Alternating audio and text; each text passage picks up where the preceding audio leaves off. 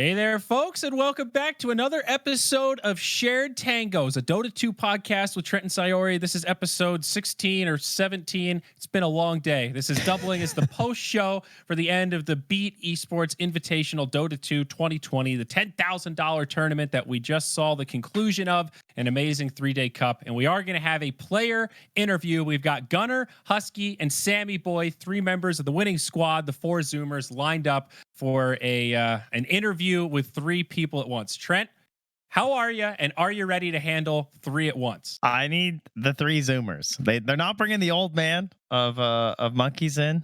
He can't handle it, I guess. He wanted to share some of the spotlight. Ocean was hungry and Monkeys was feeling generous, so they're going to sit back and watch. So anything we want to get off our chest before we bring the players in? Anything you got? I mean, we just finished the tournament. I think we should bring them in here so they don't have to worry about anything. Follow the hype. All right, production. Let's drag them down and let's do this thing. All right, and hopefully they've got speaking permissions in here. Gentlemen, welcome. Congratulations on your big win at the Beat Invitational. How we feeling? Feeling nice. Tired. Good. That's it. What the hell, dude? My team is. Everyone was a little tired after I think the 4th game. We all said we were tired, and like a couple of, not all of us, unnamed names said we were tired. Maybe a boomer. It was me. The 5th game, I think we all kind of woke up, especially when we started winning. Yeah, losing wakes you up, that's for sure. Yeah, I feel like every best of 5 has that feeling when it goes to game 5, the play style is just different. You can feel everybody's butthole tightening up a little bit. Nobody wants to be that guy that gets picked off. It's fun to watch that game 5, dude. Everyone plays so careful, at least at the beginning. I mean, it started out pretty good for you guys, man. After game 1 and game 2, we were kind of during the breaks, all right, 3-0, easy night. What was it like in that game 3? I think they adjusted well to our drafts. Yeah. In the 3rd game, they picked this Phoenix Beastmaster, and we didn't respect it enough. So we kind of let it through again in game 4, and game 4 I think was just a repeat of game 3. And then I think game 5 we readjusted to what they were doing to us. Got rid of that Phoenix right off the bat. Yeah. Yeah, that Sunray was kind of destroying in a lot of those team fights. It is quite that double-sided spell coming out there. Yeah.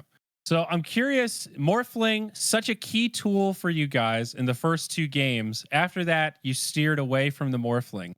What was some of the thought process there? I think it's just about it being a good Morphling game. In the first 2 games, we just saw we had 18 pick, I think, in one of them, and I think it was 17 in the other. It just looked like a really good Morphling game. They had Ember Spirit, and they were first phasing Ember Spirit, which we thought was really abusable, and this Morphling is just a really great matchup versus Ember, and they also generally were picking Coddle or whatever, so it's really easy for Morphling to get around the fights, not very many problems. But then, like I said, in game 3 and 4, they picked this Beastmaster Phoenix, and right off the bat, I think it's difficult to lane the Morphling there against Beastmaster, and going further than that, you don't have that Ember Spirit to just put the Morphling mid and counterpick the side lanes, so it becomes less valuable, I think. Yeah, you guys really abused those first phase Embers throughout the whole tournament. Because the first thing I saw you guys doing was just Void Spirit versus it every time. And then now every game I see where there's an Ember, there's instantly a Void Spirit, and his game's just kind of awful.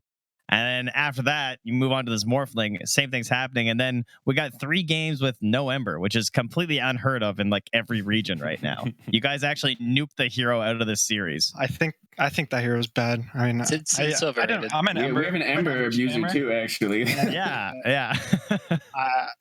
I don't think that hero's that good in the first phase. I think it's better as the later in the draft goes. I think it needs a purpose, whether you have a good lane or is a good vessel game or something. But these teams are first phasing it because they like it as a 4, which we also think is really trash.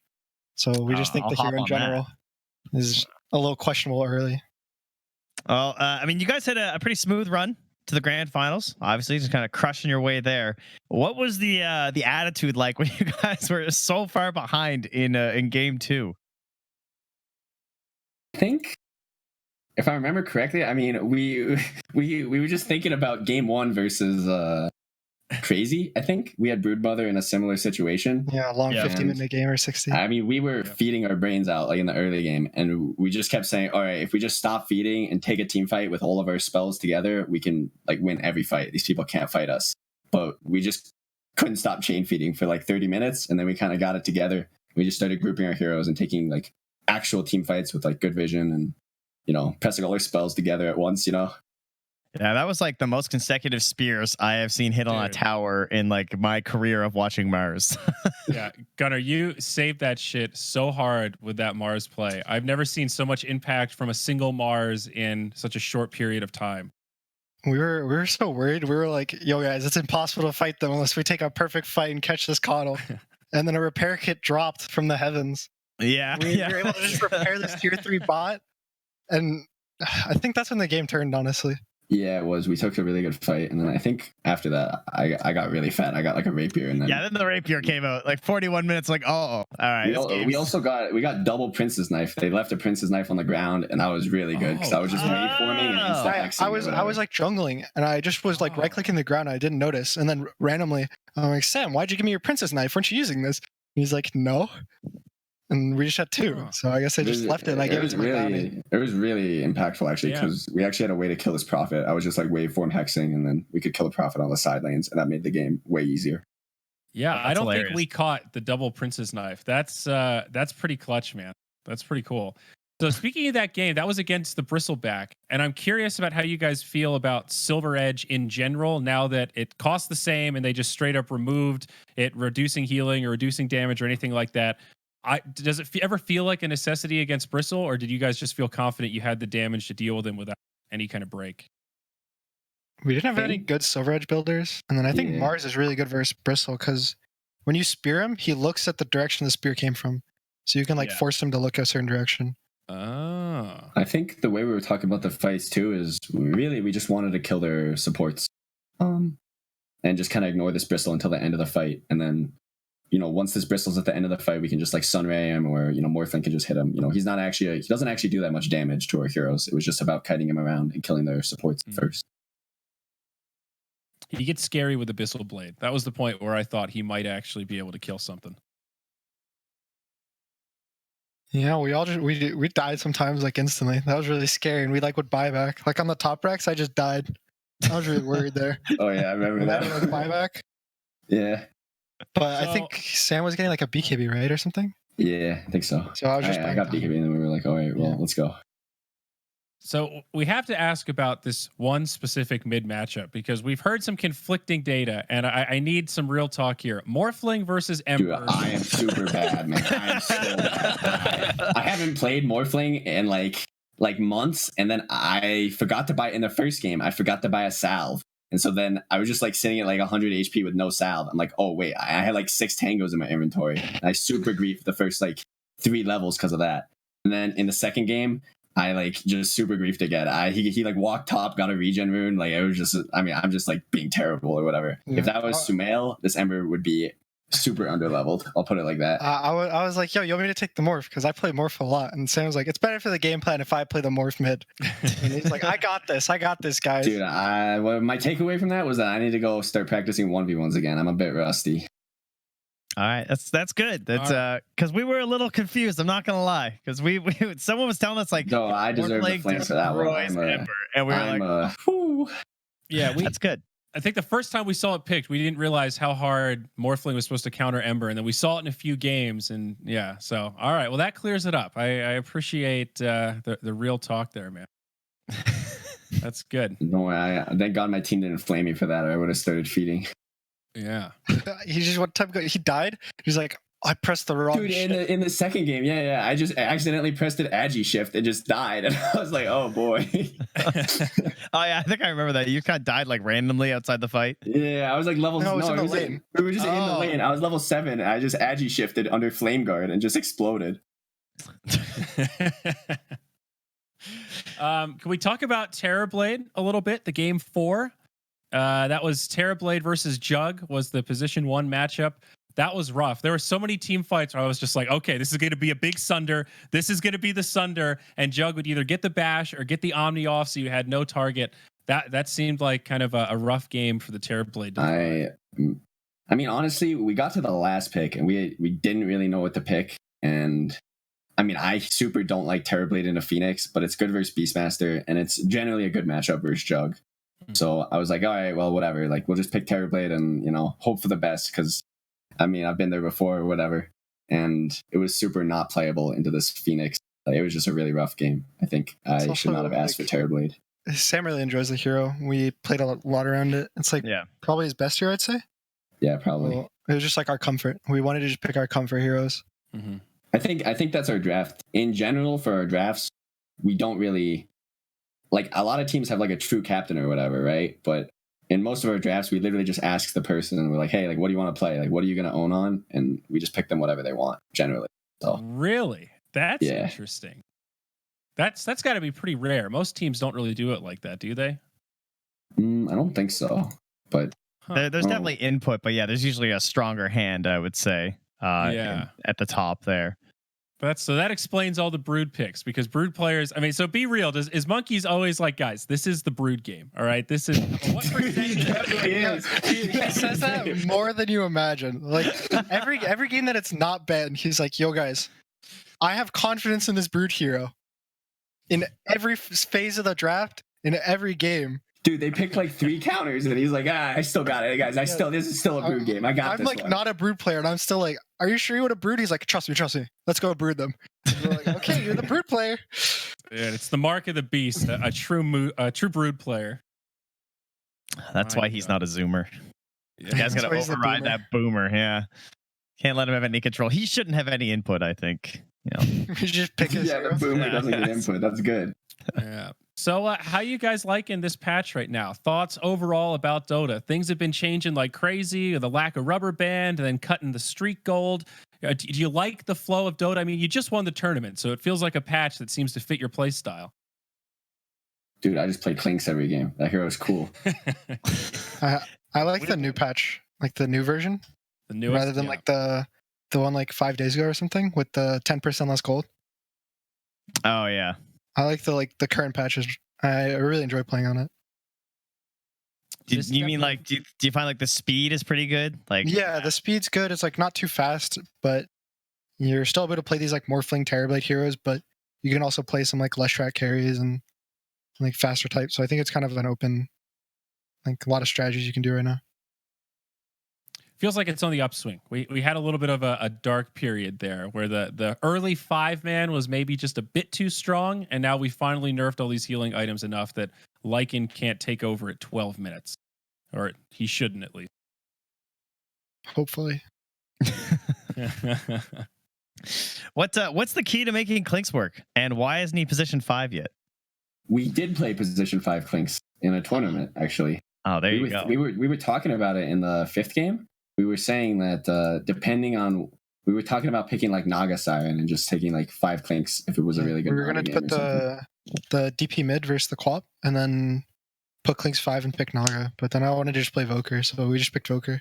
Yeah, we Yeah. were kind of curious with that because we thought at that point, once the Queen of Pain was out there, it was probably going to be the DP mid, and then the Evoker came out. We're like, all right, because the Evoker definitely on the upswing across like most regions right now. And you guys were kind of the first team I saw forcing it into play. But that Quas Wex, man, how dead is Exort right now? Is it just totally worthless? The closest you can do is like a hybrid, where Right. you go like 2-0-2 just for the lane. If Quasflex just out denied, like I think against Nature's Prophet you do that. Oh, okay. Pure Exort's so trash. I tried it in like 2 different pubs. Husky flamed me because it was so bad. I had to move on with my life. Damn, when your own teammate is just flaming you in your pubs, that's Yeah, pretty I think bad. We flame each quote other was all like, the time, actually. the quote was he killed me, and he's like, "Oh, I didn't know there was an Evoker in this game." Remember that, Husky? Yeah, it's free MMR. Thank you. so gifted. Yeah, I know Ocean isn't with us in the interview, but did he call for that Earth Spirit in the last game? Because we brought him up in a number of drafts, and that was, I think, the only time he was picked in this tournament. What was the logic behind Earth Spirit there? Because he also owned in that last game. That ended up being a great Earth The Spirit setup. the 2 games we lost prior, he was playing these like ranged heroes, and he kind of had like Snapfire, and he was just kind of got gone on and blown up. He's like, I want to be a man. Give me a man like Earth Spirit. He just wanted to go in. He pinged like he gave us like 3 heroes. It was like Spirit Breaker, Earth Spirit, and Clock or something, or Bounty Hunter. We talked about Clock, I think. Yeah, and then they picked Clock, and he was like, "Just give me Earth Spirit." Yeah. I think we a lot of it too is just like picking for confidence or whatever. Like, I think that's really important for us. Especially in the game 5s, I think. Yeah, like game 5, like we just wanted to pick shit that like people want to play and people really like playing. Yeah, I think we had a discussion about this last time. I think we were like casting pubs together or something. Or we were streaming on Cap Stream. I think we were just talking about like how you guys really like this idea of like trying to channel some of that OG Dota. You know, trying to just like have fun, play some Dota, play heroes you like, and kind of come to victory through those means. Yeah, I think it Let's do shows. that. We got the tips down. Yeah, voice. yeah, that's for sure. We like that. Yeah. Opponents don't like it, but what can you do? That's what's even better about it. That's pretty badass though, because I've anecdotally heard people talk about how difficult it is to play Dota when you're pushed out of your comfort zone. Like you're forced to play a hero that you know how it works, but you're not completely comfortable on all the mechanics 100%. I know Purge mentioned that at Midas Mode, and they played a pub with Kyle, and he was like, "Hard, you got to do this, you got to cut this, you got to go here," and everyone's trying to do all this shit that they're not comfortable with. There's a lot to be said for just staying in your comfort zone. It's cool to see it like work in practice, you know. I mean, every one of the heroes you guys are picking has like gold or higher on Dota Plus because you're all a bunch of like nerdy fiends. So I mean, that's just giving you all the experience, like all these ridiculous matchups, and happens like you've been in that pub where the same things happen before. You go, oh, okay, I know what to do here. And you like, even if the hero is going to be a really good pick in a game, maybe you don't have that same level of knowledge and experience to help you out. Yeah, absolutely. Man, you guys are a lot of grinders, dude. I definitely took note of these high Dota Plus levels. Lots of pubs being played. Yeah. Appreciate the grind, dude.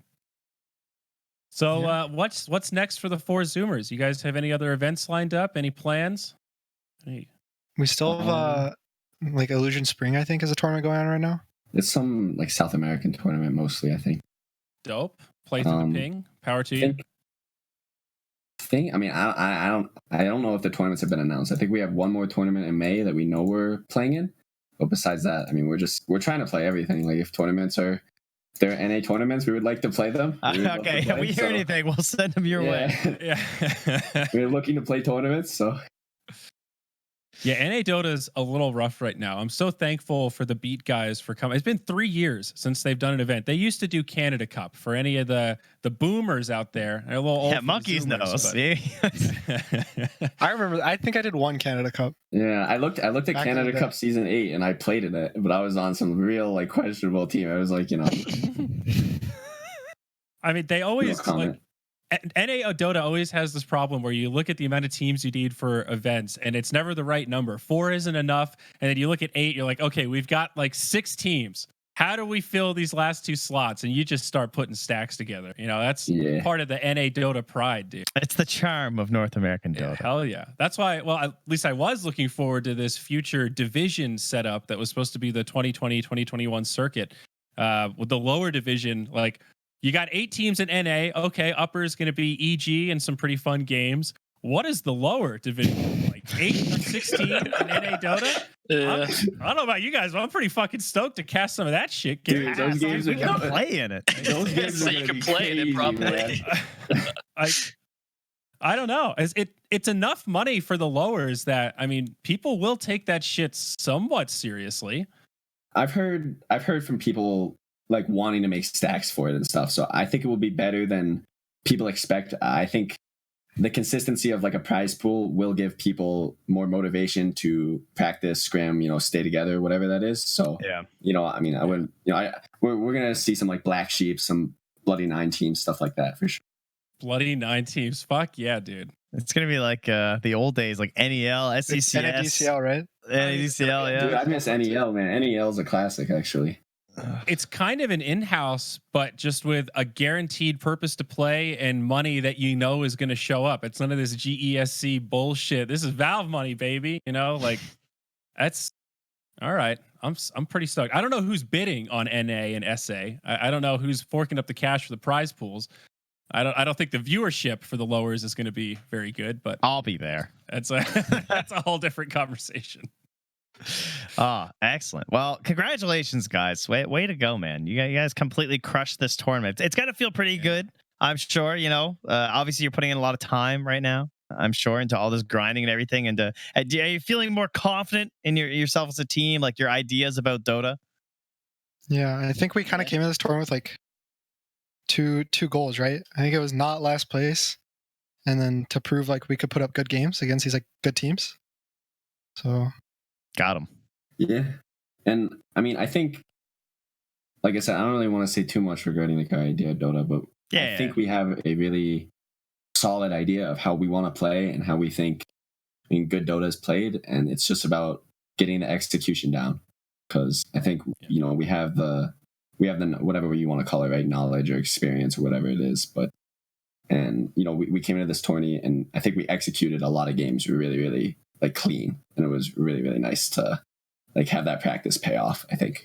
Yeah, we were all pleasantly surprised at the beginning of the tournament. Like your wins again in the opening series against Business Associates, their first series with Envy and Snake King.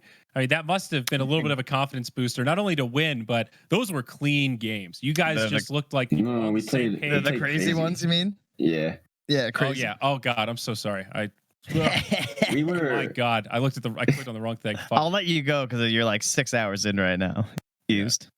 Yeah. Barely though. My bad. Okay. But you guys had that one loss of the 67 minutes or whatever, and then game one. Yeah, mental dude. fortitude bounce back. Holy shit. That game we had a really weird draft too. Like we had like Bloodseeker 4 or something, and like some real crazy stuff happened. That was major questions when that Bloodseeker came out. That was Chen, Timbersaw, Void Spirit, Brood, Bloodseeker, and it was a support Bloodseeker. I remember that. Yeah, I think a lot of it.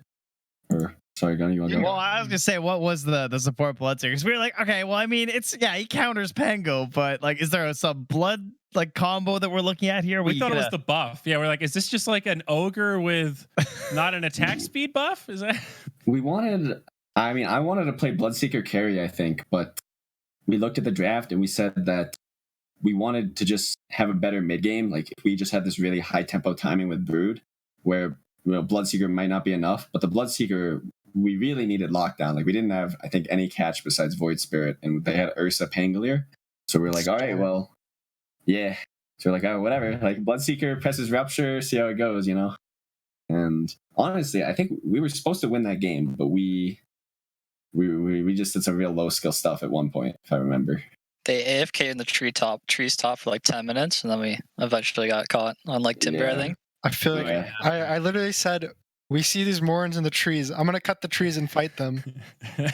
And looking back on it, that was not the play.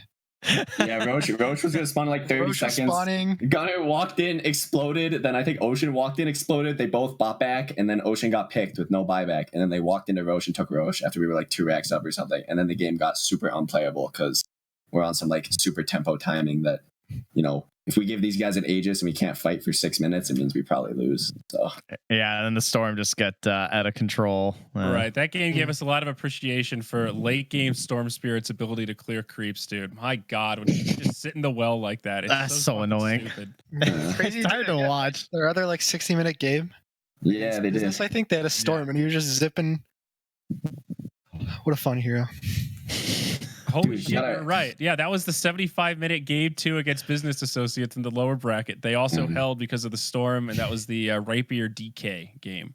Yeah. Fucking Storm Spirit. Dude, he got a mirror shield too. He had Lincoln's mirror. Like, I don't know how we catch this guy. It's actually not possible. I don't know. We were talking about it for like 5 minutes. We're like, how do we catch this storm? Like, what do we do, guys? Like, we all have these ideas, but none of them work. Like, it's so impossible. Yeah, some of those mechanics scale pretty gosh darn. All right. Well, the only other big news that dropped, I'm curious if you guys have any takes. TI postponed. Not a lot of other news surrounding it, but we got the official Valve post that it's not going to happen as planned, and be on the lookout for follow-up information.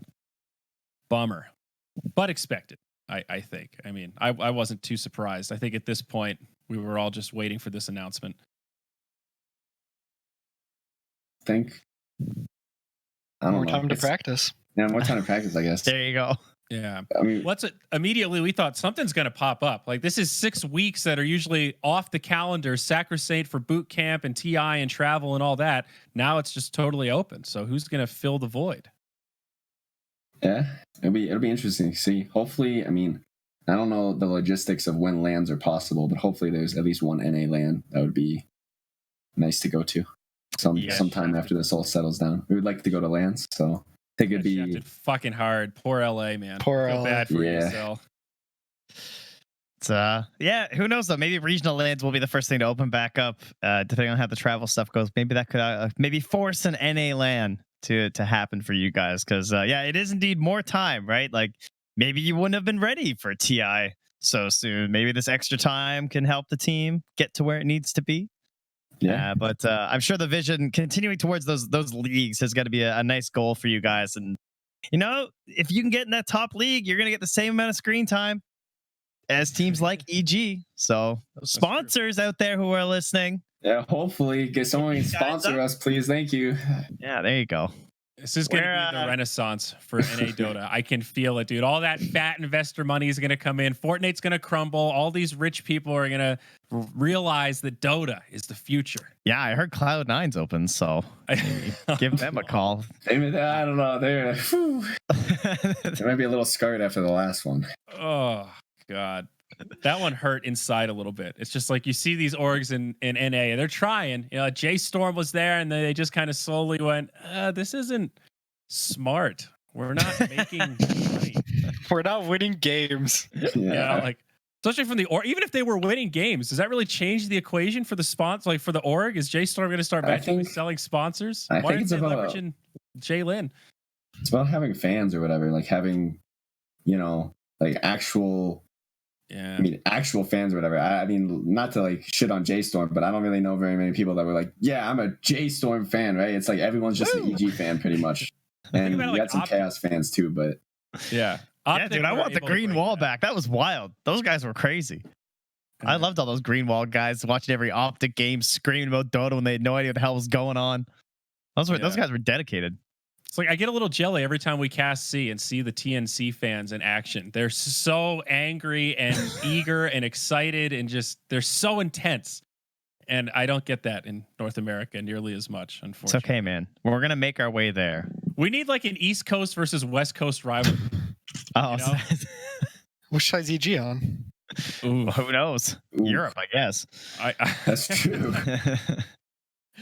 I guess they'd be West Coast because they're Seattle. Yeah, East Coast would be rough. We don't have any. Or Beast Coast, probably. They're in New York, I think. Even though That's also a South American team. Yeah. we're really scraping. That's our. That's our. So where can these guys watching find folks? Any plugs you guys want to throw out there? Any Twitch streams? Yeah, some Twitter, some Twitches coming out? I think Monkeys Forever is streaming right now. Yeah. Go Is it watch on? Monkeys. Victory stream. Also, we have a team Twitter, I think, that our shout out to our manager, Mikey. He's actually the greatest manager of all time, honestly, even though he's a boomer. It's but I think he has some team Twitter, so you can watch when we're playing and stuff. I think. So what's his Twitter? Let's get the right plug here. Is it 4 Zoomers, like number 4? I think it is number 4 is Zoomers. Yeah, it's just at 4 Zoomers. I found it. Oh shit, So, I found it. Okay, don't like that shit in to- Twitch chat. Let's get this some follows, gang. Support us, and hopefully we find a sponsor so we don't use it for too long. But if you want to see when we're playing and support us, it'd be very appreciated. I love the hashtag just Zoom. Please keep that. Dude, I mean, especially after we played Crazy, because Crazy always tweets some some hashtag go crazy. We thought it was funny how everyone on Crazy always tweets like hashtag go crazy after every single game they played.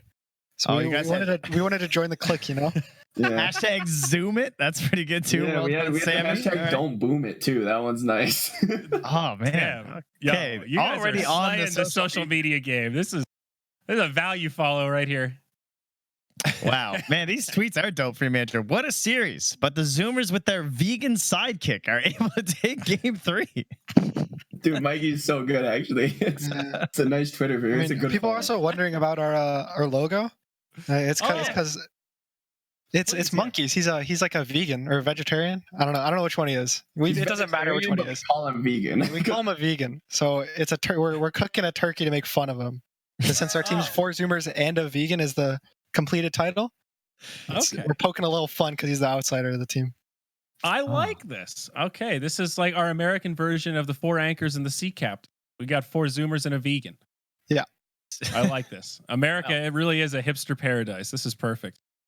Someone in chat says he's vegetarian, not vegan. So, But we call him vegan. I see. Yeah. It's the double down. I like it. Yeah. We're all about the put down humor here. The boomer +1. vegan vegetarian. Wow.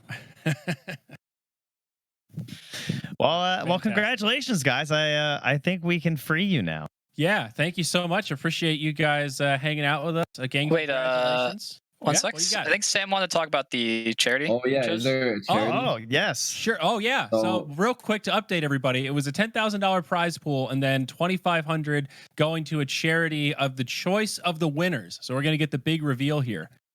Yeah, I'm choosing if it's the Leukemia and Lymphoma Society, and it's basically like blood cancer, but it's especially rough for people right now because a lot of them don't have like immune systems basically. So with Corona going around, it's super scary. So that is why I picked the charity, and also like personally impacts me. So if you guys would like to donate as well, that's the charity that we picked. So Very nice. There's a donation link below the Twitch stream live, and for those of you listening on the podcast, I don't know how long it's going to stay open, but it's beat.gl/COVID, COVID. So that's the short link if you want to hop aboard, and we'll make sure that money ends up in the right hands. That's awesome, man. Well, congratulations again. Thanks for having us here. Yeah, thanks, guys. Hopefully, we'll be interviewing you again sometime soon. Yeah.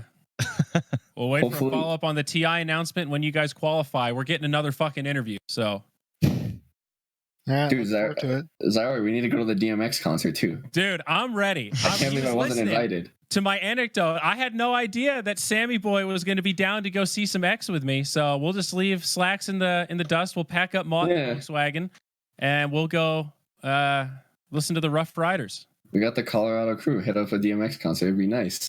Yeah, X comes to town every couple of years or so. Hopefully, he lasts a few more. I'll be looking forward. Oh, marking on the calendar, boys. All right, be free. Get the hell out of here. Yeah, go eat some dinner, boys. Go Yeah. spend some of that prize money. Order Go in. party. Go Bug Monkeys stream. We'll do. We'll do. All right. Peace, guys. Peace, gentlemen. Bye bye. Thank you. All right. Wow. What a day, Trent. It has been a long one. It has. Wow. A 5-game final series. It's so nice to hear them in good spirits, though. It's so cool that they're actually, you hear people talk about the friend factor. Like, oh, we're playing for fun. There's not much on the line. It's easy to be an underdog, everything to win, nothing to lose. But it's an awesome mentality to see guys just say, yo, what are you going to own with? I trust you. It's like a decentralized Dota team, man. That's so fucking awesome. Yeah, I was not expecting to get that much out of those guys. Thank you very much to them for coming on. I was expecting like the old 5 or 10 minutes and pulling some teeth, but no, they were. I mean, I've talked to them all enough to know that they actually are pretty talkative guys and they like discussing Dota. So again, big thanks to the Zoomers for joining us. So I want to hone in on the TI news because that's really the big ticket. This dropped today while we were broadcasting, so I haven't read any of the Reddit response or whatever. Valve basically said things are delayed. They did guarantee that the 10th international prize pool will be funded by a whopping 25% of sales of the next battle pass. So not changing the I was part of me, my innocent side thought we might tweak those percentages for TI-10 just to ensure that prize pool breaks another record. Maybe we go 50-50. Maybe Valve's feeling generous, but no, we're sticking to the 25. I digress. They don't know when the battle pass will be out, but it will be out soon. They said it'll take a few more weeks compared to usual. When does it usually drop? Is it like early June? It's like now. I think it's like pretty soonish. If no, I'm not really, mistaken. it drops in May usually. Is that? I'm so bad with these kind of times. I don't know either. I feel like I want to say like Twitch chat will halfway help through us. May sounds about right. I don't know. I just play it when it's there. I don't refresh the subreddit waiting for it or anything. Yeah. I'm sure you guys know better than we do. But But it makes you. What is this going to be like a 10-month battle pass? Is this? Are we going to have 2 battle passes? Is TI delayed or is TI-10 just happening in 2021? These are the questions we don't know. But does this change anything if the battle pass is out for 8 months instead of? well, what if we just have one battle pass until it's like current TI time, and then we'll have another battle pass, and then that's why you don't need to cut the percentage because we're gonna have 2 battle passes for this TI. Ah, You hear me? Yeah. Because they're saying 2021. They're not saying like late 2020. oh You yeah. know. You're right. It does say explicitly the event. This is quote from the blog, but it is likely the event will need to happen in 2021. So Huh. Yeah, and I think a lot of people. I mean, some people were claiming that it could still happen in Sweden, which I think is incredibly unlikely. I mean, sorry, like on time. Yeah, in August. It No doesn't way. matter what the one country has happening, and like let's say Sweden had 0 coronavirus cases at that point, and they like everything was perfect. It wouldn't matter. Like the international just involves so many countries from all over the world that the possibility of all of that travel being open at that point is just it's not going to happen. So that's why they're saying 2021 and not just like, oh, 4 months later. Yeah. Oh, we'll have it in December. We'll have it in October. No, Right. it is not looking that way. Even if things get back to normal, it's not going to be we flip a switch and tomorrow everything's open again. It's going to phase in, and major phase out. sporting events are not. Oh yeah, that's right. But major sporting events got to be pretty low on the list. Thousands of people in a stadium all breathing on each other. Like that's a little further down the road than like your hair cuttery coming. I just want to go shoot a basketball again. I Park, just want to. please. That's all I just want want. to go outside. I want to be able to do anything but power walk. Yeah. But we'll get a battle pass, so that's confirmed. We'll have something else to do in the quarantine here. You know what else you have to do in the quarantine? Our good friend sunsfan, friend of the show, sunsfan, has completed his game. His custom game is now released. Open beta to Path of Guardians, POG, a custom game inspired by All Random, All Mid, I believe. Path of Guardians. So it's like a 3v3, all random, all mid. It's sort of like single draft, right? Don't you get a selection within a few heroes? It's not. I don't know. I haven't played it. I haven't played it, but I feel like I remember him telling me about that, or I saw it in a thing that I watched. Because part of it is to try to learn the game. So I don't think you want to just force people to random all the time, but I also don't know. It's got like a little bit of a different map to play on, kind of like an all one lane sort of deal. It's designed, I liked how he described it as something that can help ease people back into Dota if they've been off for a few years. Dota's very intimidating. And in general, just even to play Dota when you're keeping up with Dota, it's intimidating to queue up for Dota a lot of the time. Seriously, dude. But no one wants to disappoint because they haven't played in 6 months and don't understand what any of the changes are. So this is supposed to be a game mode that allows you to still play these changes, but in a more casual environment. These last few changes, especially, I don't know how much his game mode will help with these like deep feeling, streaks ending, and different gold mechanics, but that it won't help with. No, but it's been tough, dude. I have had my last couple pub sessions have been brutal. I feel like I'm going into these games where I know which team's going to win, then all of a sudden it swings. I'm like, how did they just do that? They don't have any late game heroes. Why are they killing us in the late game? What is happening right now? And a couple of the games we saw in this beat tournament were sort of like that. Where it's like, I thought this was over. And this draft has now turned it around. They've rebounded somehow. One thing that's also really cool about this custom game is that they launched it with a battle pass on their website, wow, which is pretty cool. So yeah, you go to pathofguardians.com. Yeah, you can monetize it through like cosmetic sales and stuff that are hooked into the custom game. That's pretty cool. I haven't looked, but as far as I know, I don't think they have any purchasable things. They have the battle pass that's free to all. And yeah, doesn't say anything about paying. So here's the issue with calling it Path of Guardians. You have to know how to spell Guardians to get to the website. Oh, I thought you were about to make a joke about something. No, it's just one of those. And also, you got to type in www. Wow, pretty badass. Yeah, a nice idea here from sunsfan. So I hope that you guys will try this out. It's basically what Turbo was supposed to be, but Turbo is ruined by people who go way too hard on it, but mostly people who are making Smurfs. And yeah, mostly that. I think that's the thing that really destroys Turbo mode. Why the fuck would you Smurf in Turbo mode? Because it gets you the hours for ranked. Oh, so you just do it to buff. Oh my god, that's like breaking my brain. How dumb that is. Why don't they just separate it out so that it doesn't count? Well, okay, I see why. Because so if noobs are playing, like you're genuinely new and you're playing Turbo mode to learn, that experience should count towards your progression to be able to play ranked or whatever. Like it. Yes. But it should be. Oh god, I don't know how you balance that actually, because you don't want to punish the new player experience more than it already is. Well, that's why you put it in a custom mode like Sunsfan did, because he's a genius. Smart man, sunsfan. I just hope patches don't fuck this thing up. Oh, That's they what's will. happened to so many of these custom games. There's been a lot of great custom game projects, and they start strong. They're amazing ideas, and the first few versions are great. And then they eventually are like, why am I still updating this? It breaks every other month. This sucks. So I hope sunsfan is resilient. I hope his team is ready. They I'm have a excited great to play team, this. dude. I have played Yeah. some of the various custom games they've made over the past year, and it's a lot of the people that helped us out with Midas Mode too, Yep. as It's well. a great group. They Yes. They're incredible. they've got some creative genius, some programming geniuses for sure. Aside from that news, though, the other big news this week, all the submissions are coming in for the Battle Pass, of course, and the chests for TI. So, yeah, I'm sure you guys saw tons of them popping up on the subreddit. There are all kinds of incredible sets as we get every single year.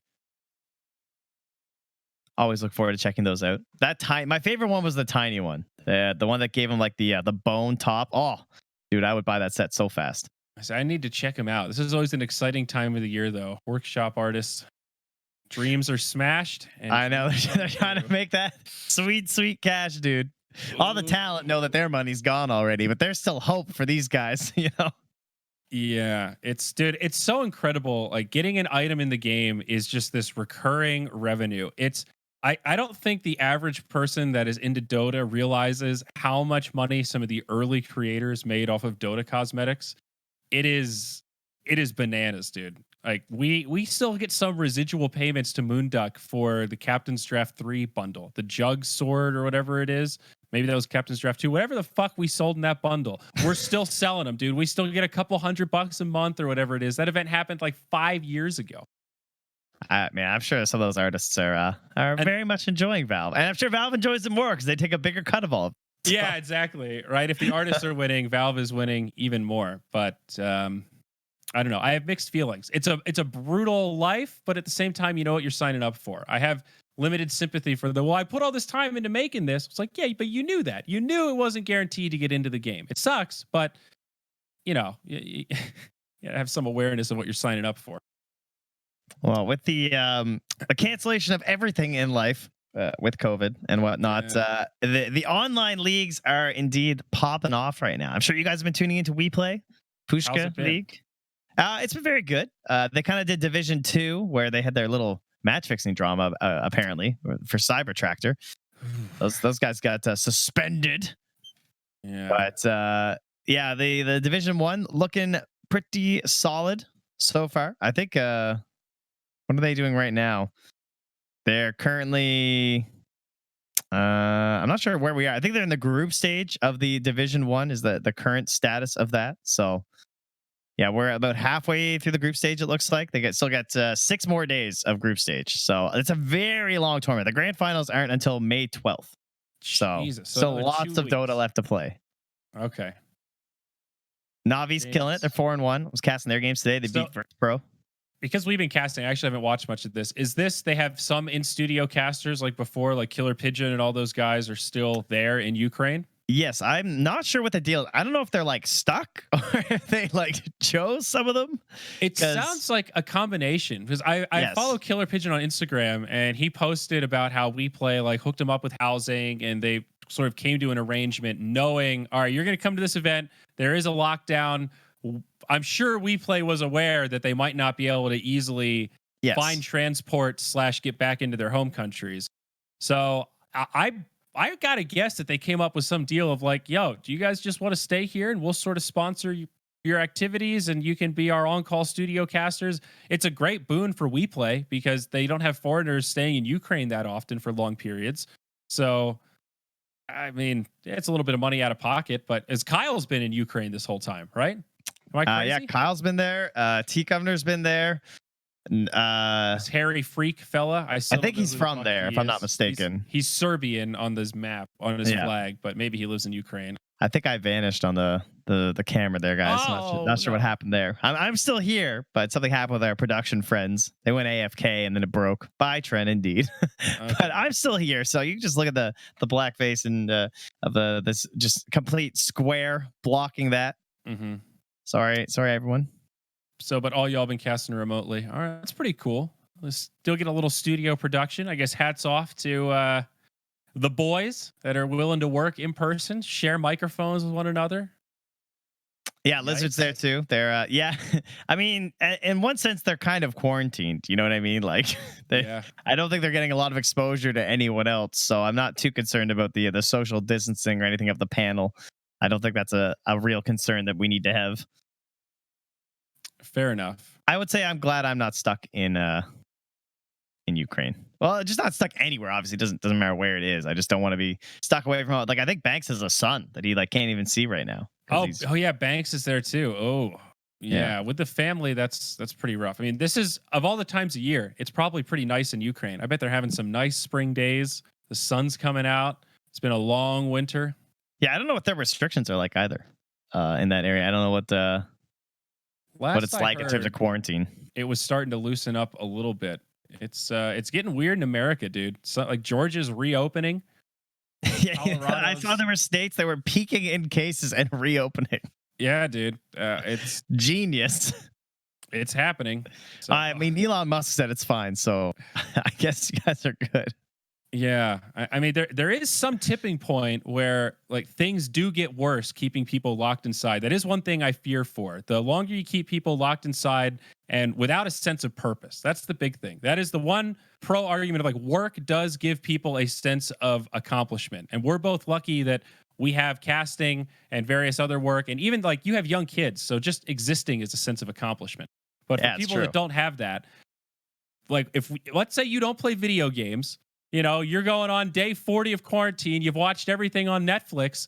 If you don't really have a big hobby and you're used to work 50 hours a week and that's what drives you because your work is meaningful to you, you're probably going a little nutty, man. And the longer that goes on, the more nutty you get. And people that are in situations where you're stuck with like an alcoholic or an abusive relationship, if you're locked down with someone that's negative, the longer this goes on, the more negative that shit gets. And I don't know, man. That's just a weird equation to try to balance. So I don't know. Yeah, it is. I feel lucky that we have something to occupy ourselves with. Yeah, I hear that. There's definitely no easy answer to any of this, of course, which is what makes it such a difficult global problem. So yeah, we're all in it together, guys. That is the one thing of our global community. That's one thing that has struck me right away from this is that like we're such a global community in Dota. Like I have friends all over the world and like obviously fans and viewers all over the world of Dota. And this is the first time that we've all been globally affected by something. And it's kind of interesting. Huh. You know what I mean? I never thought about it quite that way, but you're right. This is like, usually there's like things happening that it just doesn't connect from all the other countries. Yeah. You know, but this certainly does. There's no doubt about that. Yeah. So that is an interesting, like there are some small silver linings. You know, hopefully this does change work culture for the better. I know, I think we've said this before, but I think this is truly turning into one of the greatest work from home experiments ever. And we're going to find a lot of jobs that we realized, having this guy come into the office really doesn't make any sense. And that cuts down like on pollution. If it makes work more efficient, it could lead to more happiness because people have more time at home, less time wasted in the car. There's all these like little things that can splinter out that could end up being small positives from this whole experience. Oh, I feel terrible for anyone who has to go back to their commute that doesn't have to commute anymore. Like when I hear people say they have like an hour or 2 hour or 3 hour commute, I can't. There's no way. I would do whatever it took in my living arrangement to not let that be possible. I think my limit is like 45 minutes. That's the and it would have to be some like a hell of a job. And if it's in, you know, I'm not going to live in Manhattan. You know, there's some places that are just unreal. So I everything has its limits or whatever. But 2 hours each way, 4 hours a day in your car yelling at traffic, and you still have to go to your shitty job. Oh my God, dude, that sounds so unbelievably terrible. It's so real for so many people, though. Yeah, dude. LA's got like 30 million people in the greater area that do that kind of commute on a daily basis from the Inland Empire. It's fucking bananas. Yeah, that would be a slash end, I think, for me. I'd be out on that. I don't know. It's a good time to learn stuff, though. I heard Carlo today. He's learning Illustrator. He just grinded out like 8 hours of Illustrator tutorials. Dude, Adobe Illustrator? Hell yeah, dude. Oh, dude. I love Adobe Illustrator. I had to do that in university. On the floor here, I've been picking up the guitar. I've been learning a few new chords, right? I started learning programming. Yeah. Yeah. A little bit of code. I have a guy that can run, dash, kill enemies. I'm slaying it, guys. I'm having a ball. I'm not gonna lie. Yeah. It's been good. All right, Trent. I vote we wrap this thing up here pretty quick. It's been a hell of a long day. I mean, do you have any? We're not gonna be that interesting. I'm I'm scraping on reserves. I'm chugging coffee at 10:50 p.m. So this is not good. Yeah, I'm closing in on 2 a.m. right now. So yeah. So let's wrap it up with something positive. Any media recommendations, Animal Crossing updates, anything fluffy going on that we can give the people to send them off? We need a nice fluff piece here. Well, after talking about COVID. Clifford pooped on his toilet today. Oh my God! Not to get too personal, no, but is that a first time or is? This like... he said he went to the toilet, like the bathroom, and said poop, and then he went and sat on the toilet. Yeah, dude. Boom. That is congratulations. Was it a struggle? Was this a tough? No, we weren't even trying. We just showed him the toilet like 4 days ago. And we're like, hey man, you poop here. That's pretty much all we did. My parents said that I was similar. They were like, you were just into it. You saw that toilet and you thought it was cool. You thought it was fun to try to aim in the bowl. Yeah, he kept sitting on it, and then he'd stand up and look, and there'd be nothing there. And he'd sit on it again. Yeah. And eventually he figured it out. Dude, that's badass. I like it. Have you caught any Netflix, any documentaries, anything that you can no, I have not been. All of my content has been gaming. I'm trying to get my gaming in at night now. So just playing some Smash, enjoying that still. Watching some of the online tournaments and laughing at how bad the netcode is for Ultimate and how it's literally a completely different game when you play Smash online. I feel bad for like the top tier pros that are hampered by such things as reaction skill. Yeah, I'm glad I'm not good enough at Smash Online to care about those differences. I'm just grabbing people with Bowser and smashing them. I'm not spamming the up Bs like I should be. I got to step up my game. I'm almost done House. I'm just about to start the last season. No spoilers. I can't believe I went this whole time. The show ended 12 years ago. When I was finishing high school, maybe college, 8 or 12 years ago. I still don't know how it ends. It's getting so awful, but I feel stuck. I'm like grinding my way through the end of this fucking show. You ever have that feeling, Trent? That was yes. Yeah. I think Homeland just ended, and that was one for a lot of people. That show just went off the rails like 2 seasons ago. Yeah, you just got to finish it up. You got to retire undefeated. Yeah, that's all I got. Well, I heard from production they have the trailer for Path of Guardians queued up. If we want to play that and end the show, Let's do it. We're gonna wrap the show. Congratulations, Suns fan. Reminder, folks, this podcast is also out there on audio. If you want to subscribe, we would love it. The VOD for this, if you maybe joined us late or want to catch some of the past episodes, is on our youtube.com/moonducktv. I'm gonna drop the iTunes link. That's not the iTunes link. That's Suns fans damn game. Well, we're gonna queue that up too, but. Find us on Spotify, find us on iTunes. We would love it. Your follows mean the world. Let's hit us with a Suns fan. Thanks, everybody. Thank you.